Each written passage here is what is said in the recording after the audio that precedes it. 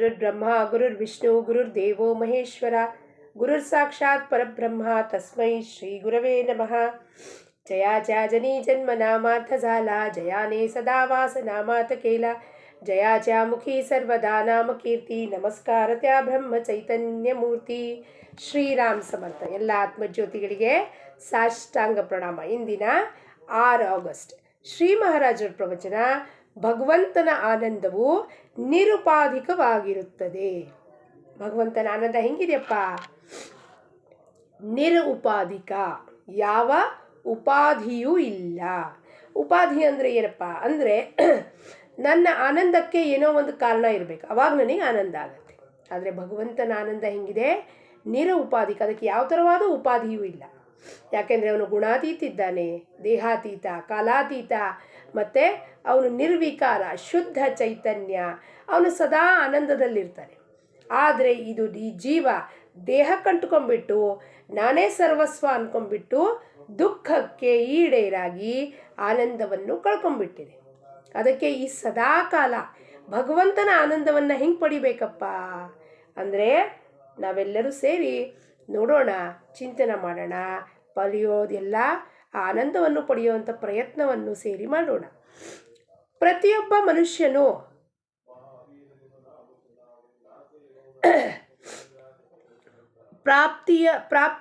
ಪ್ರಾಪ್ತಿಯು ಭಗವಂತನ ಕಡೆಗೆ ಹೋಗಬೇಕಾಗಿರುತ್ತದೆ.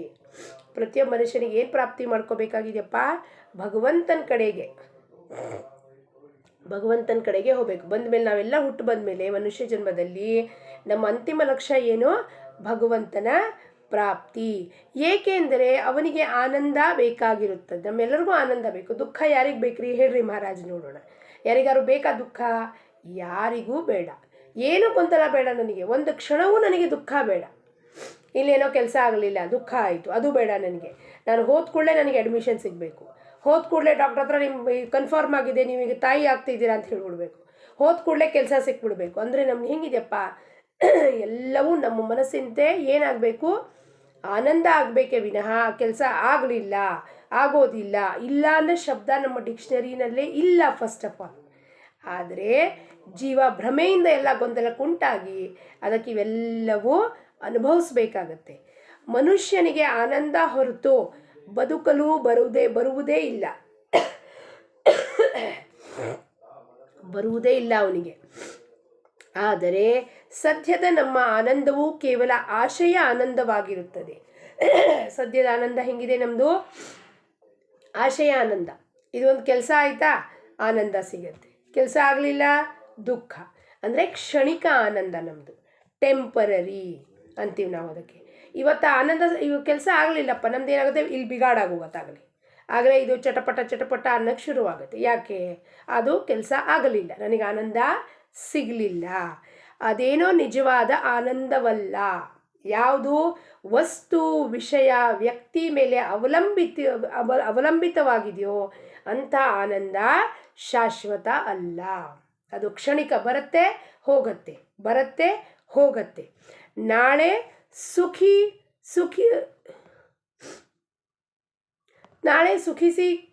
ಸುಖ ಸಿಕ್ಕಿತೆಂಬ ಆಶೆಯಿಂದಲೇ ನಾವು ಬಾಳುತ್ತಿರುತ್ತೇವೆ. ಏನಪ್ಪ ನಮ್ದೆಲ್ಲರದು ಗೋಳಂದರೆ ನಾಳೆ ನಾವು ಆನಂದ ಸಿಗಬೇಕು, ನಾಳೆ ಸುಖ ಸಿಗಬೇಕು ಅಂತ ಇವತ್ತು ಹೊಡೆದಾಟ, ಪರದಾಟ ಎಲ್ಲವೂ ನಾಳೆಗೋಸ್ಕರ ಮಾಡ್ತಿದ್ದೀವಿ. ಆದರೆ ಆ ಸುಖವು ಖಚಿತವಾಗಿಯೇ ಸಿಗುತ್ತಾ? ನಾಳೆ ನಾನು ಓದಿಸಿದೆ ನನ್ನ ಮಗನಿಗೆ, ಓದಿಸಿದ್ಮೇಲೆ ಏನಪ್ಪ, ನಾಳೆ ಅವನಿಗೆ ಒಳ್ಳೆ ಕೆಲಸ ಸಿಗಬೇಕು. ಅಷ್ಟು ಓದಿದ್ಮೇಲೂ ಸಹ ಎಷ್ಟು ಇಂಜಿನಿಯರ್ಗೆ ಲಕ್ಷಾಂತರ ರೂಪಾಯಿ ದುಡಿಮೆ ಸಂಬಳ ಸಿಗ್ತಿದೆ? 25-30 ಸಾವಿರದ, ಎಲ್ಲ ಒಳ್ಳೆ BE ಮಾಡಿದರೂ ಕೂಡ 30-40 ಸಾವಿರದ ಕೆಲಸದ ಮೇಲೆ ಬಂದಿದ್ದಾರೆ. ಲಕ್ಷಾಂತರ ರೂಪಾಯಿ ದುಡಿಬೇಕಾಗಿದ್ದೋನು 30-40 ಸಾವಿರ ದುಡಿದ್ರೆ ಏನಾಗತ್ತಪ್ಪ ಅಮ್ಮನಿಗೆ? ದುಃಖ. ಅಯ್ಯೋ, ಇಷ್ಟೊಂದು ಖರ್ಚು ಇಂಜಿನಿಯರಿಂಗ್ ಮಾಡಿ ಎಂತೋ 25-30 ಸಾವಿರದ ಸಂಬಳ ದುಡಿತಾನಲ್ಲಪ್ಪ ನನ್ನ ಮಗ ಅನ್ನೋದು ದುಃಖ. ಅಂದರೆ ಖಚಿತವಾಗಿ ಆ ಸುಖ ನಮಗೆ ಸಿಗುತ್ತದೆ. ಯಾವ ಆನಂದದಿಂದ ದುಃಖವು ನಿರ್ಮಾಣವಾಗುವುದಿಲ್ಲವೋ ಅದೇ ನಿಜವಾದ ಆನಂದವಾಗಿರುತ್ತದೆ. ಪರಮಾತ್ಮನ ಹತ್ರ ಹೋಗಿ, ಪರಮಾತ್ಮ ನೀನಿಚ್ಛೆಯಂತೆ ನನ್ನ ಜೀವನ ನಡೀತಾ ಇದೆಯಪ್ಪ. ಪರಮೇಶ್ವರ, ನೀನು ಹುಟ್ಟಿಸಿ ನನಗೆ ಪೃಥ್ವಿ ಮೇಲೆ ಕಳಿಸಿ ಏನೇನೆಲ್ಲ ಮಾಡಿಸ್ತಾ ಇದೆಯೋ ಅದರಲ್ಲಿ ನಾನು ಆನಂದದಲ್ಲಿರ್ತೀನಿ. ಈ ಟೆಂಪ್ರರಿ ಆನಂದ ನನಗೆ ಬೇಡ. ಬದುಕಿನಲ್ಲಿ ಏನಾದರೂ ಆನಂದವಿರಲಿಕ್ಕೆ ಬೇಕು, ಏನಾದರೂ ಆನಂದ ಇರಲಿಕ್ಕೆ ಬೇಕು. ಬದುಕುವುದು ಆನಂದದಾಯಕವಿದ್ದ ಮೇಲೆ ನಮಗೆ ದುಃಖ ಏಕೆ ಆಗುತ್ತದೆ? ಈಗ ಪರಮಾತ್ಮ ಆನಂದ ಸ್ವರೂಪ, ನಾನು ಆನಂದ ಸ್ವರೂಪ ಅಂದಮೇಲೆ ನನಗೆ ಯಾಕೆ ದುಃಖ ಆಗ್ತಿದೆಯಪ್ಪ?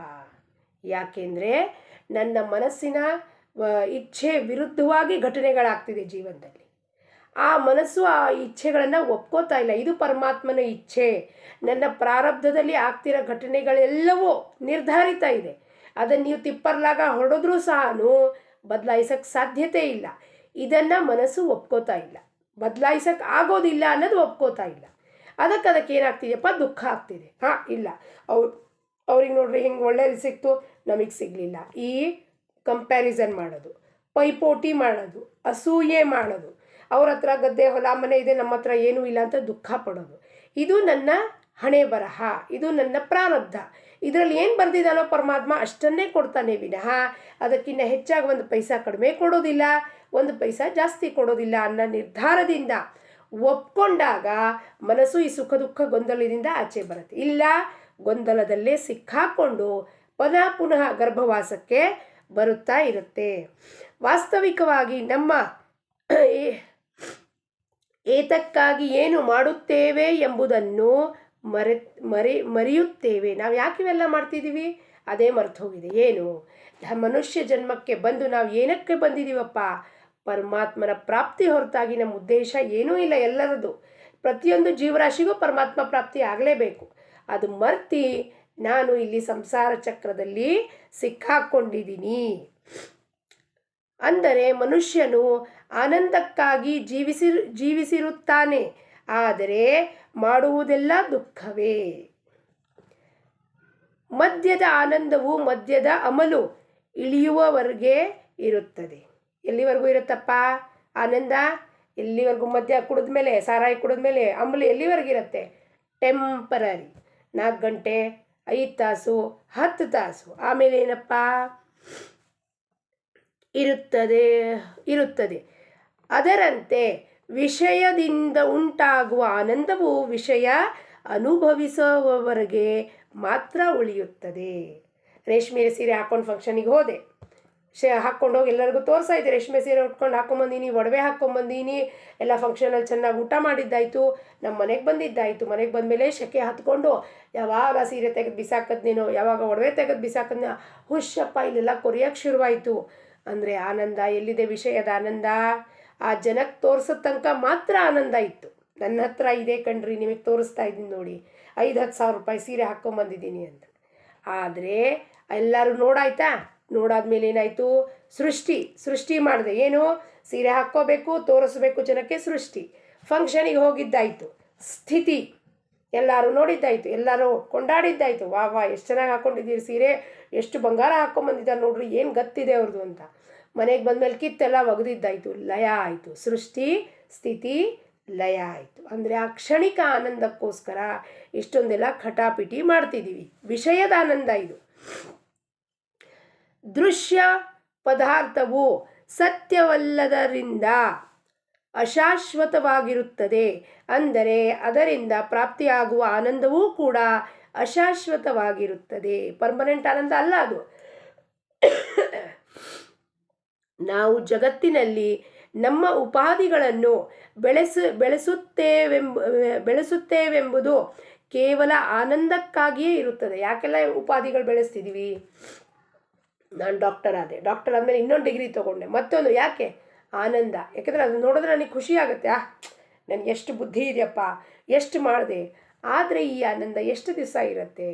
ಎಷ್ಟು ವಯಸ್ಸಿನ ತನಕ ನೀವು ಉಪಾಧಿ ಹಚ್ಕೋತೀರಾ? ಮನೆ ಮುಂದೆ ಬೋರ್ಡ್ ಹಾಕ್ಕೋತೀರಾ, ಡಾಕ್ಟರ್, ಆಮೇಲೆ ಅದೇನೋ ಟೈಟಲ್ ಇರುತ್ತೆ, ಬಾಂಬ್, FRCS ಲಂಡನ್, ಅದು ಇದು ಏನೇನೋ ಹಾಕ್ಕೋತೀರಾ, MD ಅಂತೆಲ್ಲ ಹಾಕ್ಕೋತೀರಾ. ಅದು ಎಷ್ಟು ವರ್ಷ ಇರುತ್ತೆ ಆನಂದ? ಪರ್ಮನೆಂಟ್ ಆನಂದನ ಅದು? ಅಲ್ಲ. ನಾವು ನಾಳೆ ಹೋದ್ಮೇಲೆ ನಮ್ಮನ್ನು ಮರೆತು ಹೋಗಿರ್ತಾರೆ. ಇಂಥವ್ರೊಬ್ಬ ಡಾಕ್ಟರ್ ಇದ್ದ ಅಂತಲೂ ಮರೆತು ಹೋಗ್ತಾರೆ. ಎಂಥ ಆನಂದ ಅದು? ಕ್ಷಣಿಕ ಆನಂದ. ಅಂದರೆ ಅದರಿಂದ ಪ್ರಾಪ್ತಾಗುವ ಆನಂದವೂ ಕೂಡ ಅಶಾಶ್ವತವಾಗಿರುತ್ತದೆ. ನಾವು ಜಗತ್ತಿನಲ್ಲಿ ನಮ್ಮ ಉಪಾಧಿಗಳನ್ನು ಬೆಳೆಸುತ್ತೇವೆಂಬುದು ಕೇವಲ ಆನಂದಕ್ಕಾಗಿಯೇ ಇರುತ್ತದೆ. ಆದರೆ ಭಗವಂತನ ಭಗವಂತನ ವೃತ್ತಿಕರವಾಗಿರುವ ಆನಂದವೆಲ್ಲವೂ ಕಾರಣವನ್ನು ಅವಲಂಬಿಸಿರುತ್ತದೆ. ಆ ಕಾರಣವು ಇಲ್ಲವಾಯಿತೆಂದರೆ ಆನಂದವೂ ಇಲ್ಲವಾಗುತ್ತದೆ. ಅದಕ್ಕಾಗಿ ನಿಜವಾದ ಆನಂದವು ದೃಶ್ಯವಸ್ತುವಿನಲ್ಲಿರದೆ ಆ ವಸ್ತುವಿನ ಆಚೆ ಆಗಿರುತ್ತದೆ. ದೃಶ್ಯ ವಸ್ತುದಲ್ಲಿ ಯಾವ ಆನಂದವೂ ಇಲ್ಲ. ದೃಶ್ಯ ವಸ್ತುದಿಂದ ಆಚೆ ಬರಬೇಕು, ನಾವು ಭಗವಂತನ ಹತ್ರ ಬರಬೇಕು. ಅಲ್ಲೇನಿದೆ? ಅಲ್ಲಿ ಏನೂ ಇಲ್ಲ. ಅಲ್ಲಿ ಸುಮ್ಮನೆ ಇರೋದು ಭಗವಂತನ ಹತ್ರ. ಅವನು ಇಟ್ಟಂಗಿದ್ದಾಗ ನಾವು ಸದಾಕಾಲ ಸಮಾಧಾನದಲ್ಲಿರೋದಕ್ಕೆ ಆನಂದ ಅಂತಾರೆ. ಆನಂದ ಅಂದರೆ ಕುಣಿಯೋದು, ನಗೋದು, ಕುಪ್ಪಳಿಸೋದಲ್ಲ. ಆನಂದ ಅಂದರೆ ಸುಖನೂ ಇಲ್ಲ, ದುಃಖನೂ ಇಲ್ಲ, ಮಾನವೂ ಇಲ್ಲ, ಅಪಮಾನವೂ ಇಲ್ಲ, ನಿಂದ ಇಲ್ಲ, ಸ್ತುತಿ ಇಲ್ಲ. ಆ ಸ್ಥಿತಿಗೆ ಆನಂದದ ಸ್ಥಿತಿ ಅಂತಾರೆ. ಸುಮ್ಮನೆ ಅವ್ರ ಪಾಡಿಗೆ ಅವ್ರು ಇರ್ತಾರೆ.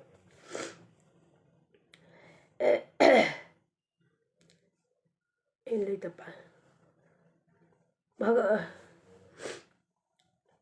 ಅದಕ್ಕಾಗಿ ಆ ಆನಂದವು ಅಶಾಶ್ವತವಾಗಿರುತ್ತದೆ. ಆದ್ದರಿಂದ ನಿಜವಾದ ಆನಂದವು ಎಲ್ಲಿ ಸಿಗುತ್ತದೆಂಬುದನ್ನು ನೋಡಬೇಕು. ನಿಜವಾದ ಆನಂದವು ದೃಶ್ಯ ವಸ್ತುವಿನಲ್ಲಿ ಇರದೆ ಆ ವಸ್ತುವಿನ ಆಚೆ ಆಗಿರುತ್ತದೆ. ಚಿರಕಾಲ ಉಳಿಯುವ ಆನಂದವು ವಸ್ತುರಹಿತವೇ ಆಗಿರುತ್ತದೆ. ಚಿರಕಾಲ ಉಳಿಯೋದು ಆನಂದ ಒಂದೇ ಒಂದು, ಅದು ವಸ್ತುರಹಿತ. ವಸ್ತು ಅಂದರೆ ವಸ್ತು, ವಿಷಯ, ವ್ಯಕ್ತಿ ರಹಿತ ಇರಬೇಕು. ಅದು ಚಿರಕಾಲ ಉಳಿಯುತ್ತೆ. ಯಾರೋ ಒಬ್ಬರು ಬಂದರು, ಈಗ ನಮಗೆ ಫೋನ್ ಹಚ್ಚೋದ್ರು, ನಮ್ಮ ಜೊತೆ ಮಾತಾಡ್ತಾ ಕೂತ್ಕೊಂಡ್ರು ಅರ್ಧ ತಾಸು, ಅವ್ರ ಬಗ್ಗೆ ಇವ್ರ ಬಗ್ಗೆ ಅಂತ. ನಮ್ಮ ಆನಂದ ಭಂಗ ಆಯಿತು. ಯಾಕಪ್ಪ? ನಾನು ಕೂತಿದ್ದೆ, ಏನೋ ಓದ್ಕೋತಾ ಕೂತಿದ್ದೆ ಗ್ರಂಥನ. ನಾನು ಗ್ರಂಥದ ಚಿಂತನ ಮಾಡ್ತಾ ಕೂತಿದ್ದೆ. ಅದು ಯಾರೋ ಫೋನ್ ಮಾಡಿದ್ರು, ಗೊತ್ತಾಯ್ತೇನ್ರಿ ನಿಮಗೆ, ಹಿಂಗಾಯಿತು ಹಂಗಾಯಿತು, ಅಲ್ಲಿ ಇದಾಗಿದೆ, ಇಲ್ಲ ಇದಾಗಿದೆ. ನನ್ನ ಮನಸ್ಸಲ್ಲಿ ಆಚೆ ಹೋಯಿತು. ಆಚೆ ಕೂತ್ಕೊಳ್ಳೆ ಏನಾಯಿತು? ಆನಂದದಲ್ಲಿ ಬಿಗಾಡಾಯಿತು. ಹಿಂಗಿದ್ದಿದ್ದ ಮನಸ್ಸು ಹಿಂಗಾಯಿತು, ಆ ಕಡೆ ವಾಲ್ತು ಅವ್ರ ಕಡೆಗೆ. ಅವಾಗೇನಾಯಿತು ಪರಿಸ್ಥಿತಿ? ಒಳಗೆ ಆನಂದದಲ್ಲಿ ಬಿಗಾಡಾಯಿತು. ಆದ್ದರಿಂದ ಆನಂದಕ್ಕಾಗಿ ವಸ್ತುವಿನ ಬೆನ್ನ ಹತ್ತುವುದು ಉಚಿತವಲ್ಲ. ವಸ್ತು ಅಂದರೆ ಇಲ್ಲೇನು ತಿಳ್ಕೊಬೇಕು?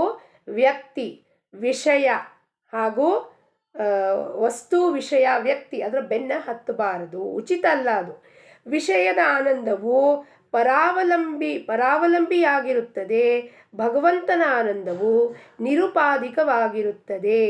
ಸ್ವಾನಂದ ಸ್ಮರಣದ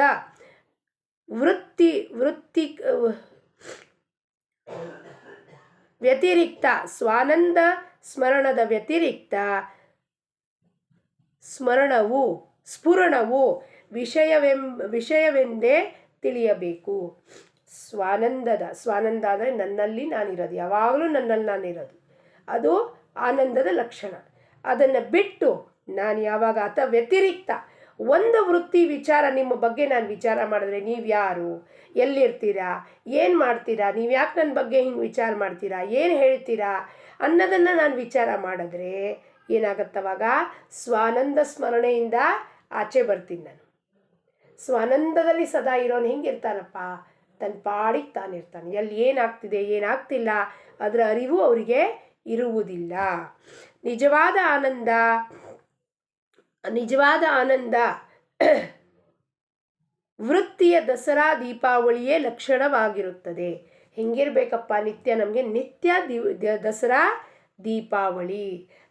ದೀಪಾವಳಿ ಅಂತ ಯಾಕೆ ವಿಶೇಷವಾಗಿ ಹೇಳಿದಾರಪ್ಪ ಇಲ್ಲಿ? ನಮ್ಮ ಜೀವನ ನಿತ್ಯವಾಗಲೂ ಒಂದು ದಿವಸ ದಸರಾ, 9 ದಿವಸದ ದಸರಾ, ದೇವಿನ ಅಲಂಕಾರ ಮಾಡಿದ್ವಿ, ಆ ದೇವಿ ಸ್ತೋತ್ರಗಳನ್ನು ಹೇಳಿದ್ವಿ, ಎಲ್ಲ ಏನಂತಾರದು ಗೊಂದಳ ಮಾಡಿದ್ವಿ, ಅದು ಮಾಡಿದ್ವಿ. ಆಮೇಲೆ ದೀಪಾವಳಿ ದಿವಸ 5 ದಿವಸ ಎಲ್ಲ ಪಟಾಕಿ ಹಚ್ಚೋದ್ವಿ, ಮನೆ ಅಲಂಕಾರ ಮಾಡಿದ್ವಿ, ಉಂಡೆ ಚಕ್ಲಿ ಮಾಡಿ ತಿಂದ್ವಿ. ಆಮೇಲೆ ಅಷ್ಟು ದಿವಸ ಎಲ್ಲ ಗೋಳಾಟ ಮಾಡಿದ್ವಿ. ಅದಲ್ಲ, ನಿತ್ಯವಾಗೂ ದಸರಾ ದೀಪಾವಳಿ. ಯಾಕೆ ಹೇಳಿದ್ರು ದಸರಾ ಏನಪ್ಪ? ತಾಯಿ ಅಜ್ಞಾನವನ್ನು ಹೊಡೆದಾಕ್ತಾಳೆ ತನ್ನ ಜ್ಞಾನದಿಂದ. ಅದಕ್ಕೆ ದಸರಾ. ವಿಜಯದಶಮಿ, ರಾವಣನ ಸಂಹಾರ ಮಾಡಿ ವಿಜಯವನ್ನು ಪಡೆದ ರಾಮ. ಯಾರ ಮೇಲೆ? ರಾಕ್ಷಸತ್ವವನ್ನು ಹೋಗಲಾಡಿಸದ, ಸಾತ್ವಿಕತ್ವವನ್ನು ಅವನು ವೃದ್ಧಿ ಮಾಡ್ದ. ಅವತ್ತಿನ ದಿವಸ ಪ್ರತೀಕ, ರಾವಣನ ಹೊಡೆದಿದ್ದ ಪ್ರತೀಕ ಅದು. ಅದಕ್ಕೆ ದಸರಾ ಅಂದರೆ ಏನು? ಅಜ್ಞಾನದ ಪ್ರತೀಕ. ಅಜ್ಞಾನವನ್ನು ಜ್ಞಾನ ಖಡ್ಗದಿಂದ ಹೊಡಿತಾಳೆ ತಾಯಿ. ಆಮೇಲೆ ಅಜ್ಞಾನ ಹೋದ್ಮೇಲೆ ಏನಾಗತ್ತಲ್ಲಿ? ಅಲ್ಲಿ ಬೆಳಕು. ಅಜ್ಞಾನ ಹೋದ್ಮೇಲೆ ಕೇವಲ ಬೆಳಕು, ಆನಂದ. ಅಂದರೆ ದೀಪಾವಳಿ, ದೀಪದ ಸುರಿಮಾಲೆ ಮಾಡ್ತಾರೆ. ಏನಪ್ಪ ಅಂದರೆ ಜ್ಞಾನ, ಪ್ರಕಾಶ. ದಸರಾ ಆದಮೇಲೆ ದೀಪಾವಳಿ ಬರುತ್ತೆ. ಅಂದರೆ ಅಜ್ಞಾನ ಹೋದ್ಮೇಲೆ ಬೆಳಕಿನ ಕಡೆಗೆ ಪರಮಾತ್ಮ ನಮ್ಮನ್ನು ಕರ್ಕೊಂಡು ಹೋಗ್ತಾನೆ. ಬೆಳಕು ಒಳಗೆ ಇದೆ ನೋಡಪ್ಪ, ಇಷ್ಟು ದಿವಸ ಮರೆ ಮಾಚಿತ್ತು ಅವಿದ್ಯಾ ನಿನಗೆ, ಇನ್ನು ನಿನಗೆ ಏನು ಕೊಡ್ತೀನಿ, ನಿಜ ಆನಂದ ಏನಿದೆ ತೋರಿಸ್ತೀನಿ. ಅದಕ್ಕೆ ನಿಜವಾದ ಆನಂದ ವೃತ್ತಿಯ ದಸರಾ ದೀಪಾವಳಿಯ ಲಕ್ಷಣಗಳು. ನಮ್ಮ ವೃತ್ತಿ ಹೆಂಗಿರ್ಬೇಕಪ್ಪ, ಸದಾ ನಾವು ಆನಂದದಲ್ಲಿರಬೇಕು, ಸದಾ ದೀಪಾವಳಿ ಇರಬೇಕು ಮನೆಯಲ್ಲಿ. ಅಂದರೆ ಎಲ್ಲರೂ ಆನಂದದಲ್ಲಿ ನಗನಗ್ತಾ ಇರಬೇಕು, ಸಮಾಧಾನದಿಂದ ಶಾಂತಿಯಿಂದ ಇರಬೇಕು. ಅದಕ್ಕೆ ನಿತ್ಯ ದೀಪಾವಳಿ ದಸರಾ ಅಂತಾರೆ. ಅದಕ್ಕೆ ಅಭಂಗದಲ್ಲಿ ಏನು ಹೇಳ್ತಾರೆ, ಸಂತ ಏತಿ ಗರ ತೋಚಿ ಅಮಾಸಿ ದಸರಾ ದಿವಾಳಿ ಅಂತ ಹೇಳ್ತಾರೆ. ಸಂತರು ನಮ್ಮ ಮನೆಗೆ ಬಂದ್ರ ಅವತ್ತೇ ನಮಗೆ ದೀಪಾವಳಿ ದಸರಾ ದೀಪಾವಳಿ ಅಂತ. ಯಾಕೆ? ಅವ್ರು ಯಾವತ್ತು ನಮ್ಮ ಕಾಲಿಡ್ತಾರೋ ನಮ್ಮ ಮನೆಯಲ್ಲಿ ನಮ್ಮ ಅಜ್ಞಾನವನ್ನು ಹೋಗಲಾಡಿಸ್ತಾರೆ, ಅಂಧಕಾರವನ್ನು ಹೋಗಲಾಡಿಸ್ತಾರೆ, ಆ ಬೆಳಕನ್ನು ತೆಗೆದು ತೋರಿಸ್ತಾರೆ ನಮಗೆ. ನೀನೇ ಆ ಬೆಳಕು, ನೀನೇ ಆ ಸ್ವರೂಪ ಅಂತ. ಹಾಸ್ಯವು ಆನಂದದ ವ್ಯಕ್ತ ಸ್ವರೂಪವಾಗಿರುತ್ತದೆ. ಆನಂದ ಎಲ್ಲಿದೆಯಪ್ಪ? ಮನುಷ್ಯ ಹೆಂಗಿರ್ತಾನೆ? ಯಾವಾಗಲೂ ನಗನಗ್ತಾ ಇರ್ತಾನೆ. ಅವನ ವೃತ್ತಿ ಮಗುವಂತೆ ಇರುತ್ತೆ, ಎಲ್ಲರೊಡನೆ ಪ್ರೇಮದಿಂದ ಇರೋದು, ನಗನಗ್ತಾ ಇರೋದು, ಆನಂದದಲ್ಲಿ. ಅದು ಆನಂದದ ವ್ಯಕ್ತ ಸ್ವರೂಪ. ಮುಖ ಗಂಟು ಹಾಕ್ಕೊಂಡಿರೋದು, ಬಾಡ ಹೋಗಿರೋದು. ಎದಕ್ಕಪ್ಪ? ನನಗೆ ಭಾಳ ದುಃಖ ಇದೆ ರೀ, ನಿಮಗೆ ಗೊತ್ತಿಲ್ಲ ನನಗೇನು ದುಃಖ ಇದೆ, ನನ್ನ ಜೀವನದಲ್ಲಿ ಏನೇನಾಗಿದೆ ನಿಮಗೇನು ಗೊತ್ತು? ಅರೆ ಬಾಬಾ, ನಿಮ್ಮ ಜೀವನದಲ್ಲಿ ಏನಾಗಿದೆ ಅದನ್ನು ತಗೊಂಡು ಏನು ಮಾಡಬೇಕಾಗಿದೆ? ಎಲ್ಲರ ಜೀವನದಲ್ಲಿ ಏನಾರು ಆಗ್ತಾ ಇರುತ್ತೆ. ಅದೇ ಗೋಳಾಟ ಎಲ್ಲರಿಗೂ ಹೇಳ್ತಾ ಇರೋದ, ಫೋನ್ ಹಚ್ಚಿ ಎಲ್ಲರಿಗೂ ಗೋಳಾಟ ಹೇಳೋದ, ಇದೇ ಗೋಳಾಟದಲ್ಲಿ ಇಡೀ ಜೀವನ ಕಳೆದು ಹಾಕದ.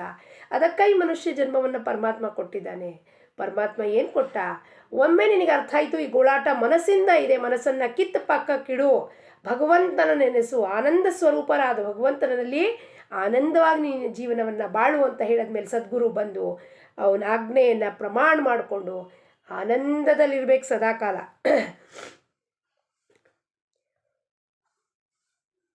ಯಾವುದೇ ವಸ್ತುವು ಅಸ್ತಿತ್ವದಲ್ಲಿ ಇಲ್ಲದಿರುವಾಗಲೂ ಆಗುವ ಆನಂದವೇ ಪರಮಾತ್ಮನ ವ್ಯಕ್ತ ಸ್ವರೂಪವಾಗಿರುತ್ತದೆ. ಯಾರೂ ಅದು ಅವಲಂಬಿತಿಲ್ಲ, ಯಾರೂ ಇಲ್ಲ ಸುತ್ತಮುತ್ತಲ, ನನಗೆ ಯಾರು ಸುತ್ತಮುತ್ತಲ ಜನ ಇಲ್ಲ, ಆದರೂ ನಾನೇ ಟಿ ವಿ ನೋಡ್ಕೋತೀನಿ, ನಾನೇ ಏನೋ ನೋಡ್ಕೋತೀನಿ, ಅದೇನೋ ಓದ್ತೀನಿ, ನಗು ಬರುತ್ತೆ, ಅಳು ಬರುತ್ತೆ, ಆನಂದ ಆಗತ್ತೆ. ಏನಪ್ಪ ಎಷ್ಟು ಕರುಣೆ ಇದೆಯಪ್ಪ ನಿಂದು ಅಂತ ನಾವೇ ನಗನಗ್ತಾ ಇರ್ತೀವಿ. ಅದಕ್ಕೆ ಯಾರೂ ವಸ್ತು ವ್ಯಕ್ತಿ ವಿಶೇಷ ಬಂದು ನಮ್ಮನ್ನು ನಗಿಸ್ಬಾರ್ದು.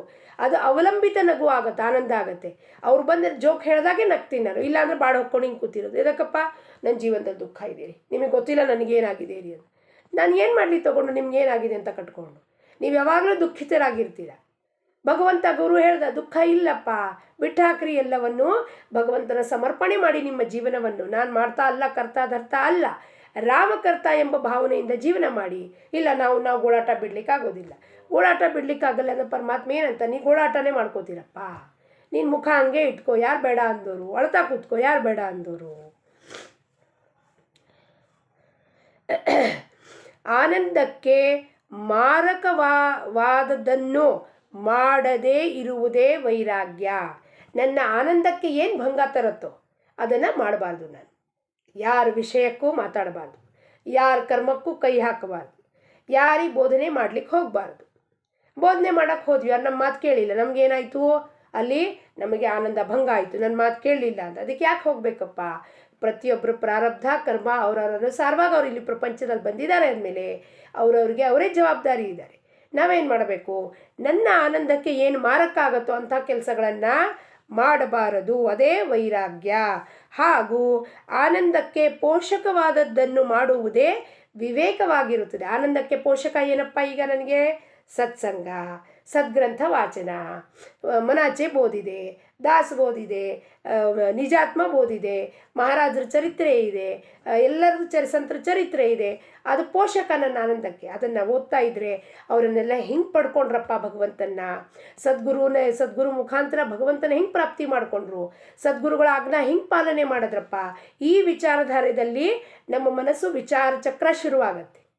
ಅವಾಗ ನಿಮಗೆ ಯಾರು ಒಬ್ಬರ ಬಗ್ಗೆ ಯೋಚನೆ ಮಾಡ್ಲಿಕ್ಕೆ ಟೈಮ್ ಎಲ್ಲಿದೆ ನಿಮ್ಮ ಹತ್ರ? ಅವ್ರ ಕರ್ಮದಲ್ಲಿ ಕೈ ಹಾಕ್ಲಿಕ್ಕೆ ಟೈಮ್ ಎಲ್ಲಿದೆ? ಅವಾಗ ಅವ್ರು ಹೆಂಗೆ ಪಡ್ಕೊಂಡ್ರು, ಇದನ್ನು ಹೆಂಗೆ ಸಾಧ್ಯತೆ ಆಯಿತು, ಅವರಲ್ಲಿ ವೈರಾಗ್ಯ ಹೆಂಗೆ ಬಂತು ಅನ್ನೋದಕ್ಕೆ ಇವೆಲ್ಲ ಸತ್ಸಂಗ ಪೋಷಣೆ ಮಾಡುತ್ತೆ. ನಮ್ಮ ವಿವೇಕ ಜಾಗೃತ ಮಾಡೋಕ್ಕೆ ಪೋಷಕ ಆಗತ್ತೆ ಆನಂದಕ್ಕೆ.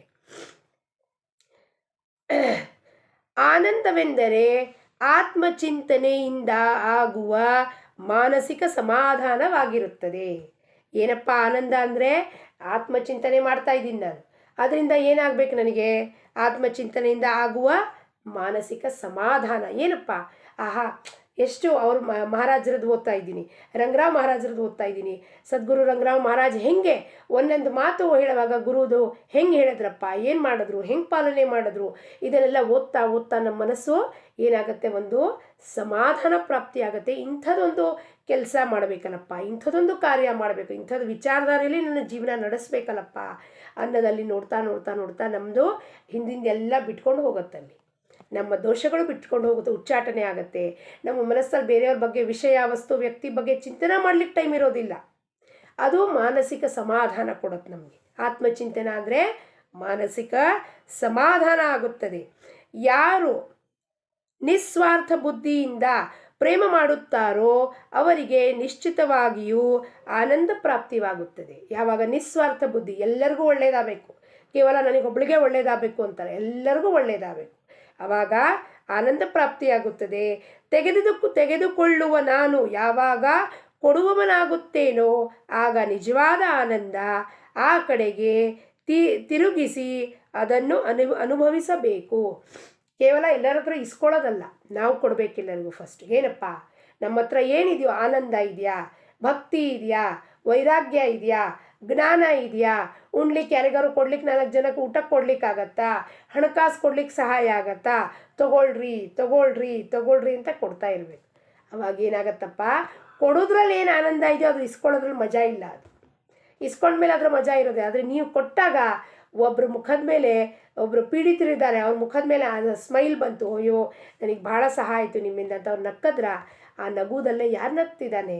ಪರಮಾತ್ಮ ನಗ್ತಿದ್ದಾನೆ. ಪರಮಾತ್ಮ ನಕ್ಕದ್ಮೇಲೆ ಇನ್ನೇನು ಬೇಕು ನಮಗೆ? ಪರಮಾತ್ಮ ಆನಂದದಲ್ಲಿದ್ದಾನೆ ಅಂದರೆ ಇಲ್ಲೂ ಆನಂದವೇ ಆಗುತ್ತದೆ.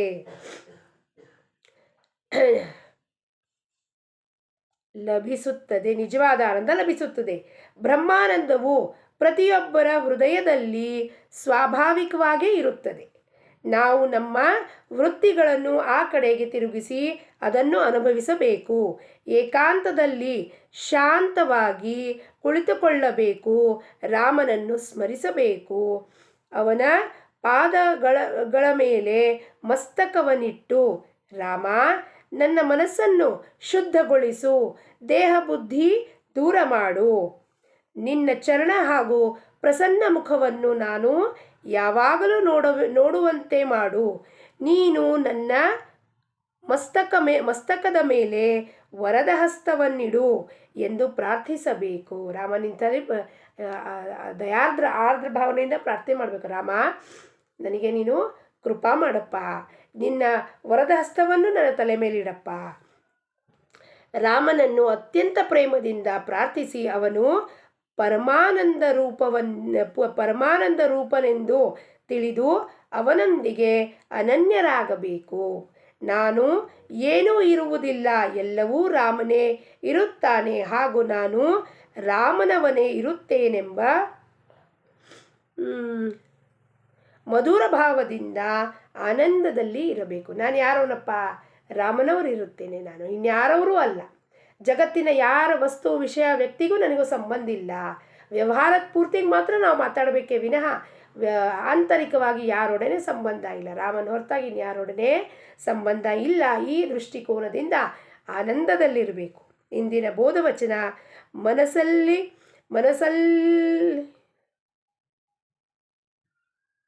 ಮನಸ್ಸೆಲ್ಲವೂ ಪ್ರತಿಯೊಂದು ಸಂಕಲ್ಪದ ಮೇಲೆ ರಾಮನಾಮದ ಮುದ್ರೆ ಒತ್ತಬೇಕು. ಮನಸ್ಸಲ್ಲಿ ಏಳುವ ಪ್ರತಿಯೊಂದು ವೃತ್ತಿ, ನಮ್ಮ ಮನಸ್ಸಲ್ಲಿ ಏನೇನು ಸಂಕಲ್ಪ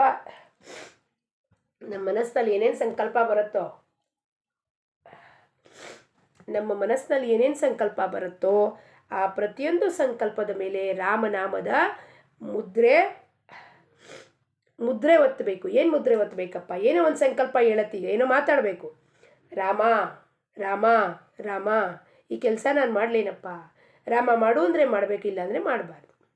ಒಬ್ಬರ ಜೊತೆ ಮಾತಾಡಬೇಕು ಅನ್ನೋದು ಇಚ್ಛಾ ಜಾಗೃತ ಆಗುತ್ತೆ, ವೃತ್ತಿ ಹೇಳುತ್ತೆ, ಅದನ್ನು ತಕ್ಷಣ ವಾಪಸ್ ತರಬೇಕು. ರಾಮ ರಾಮ ರಾಮ ಸೀಲ್ ಹಾಕ್ತಾ ಹೋಗಬೇಕು.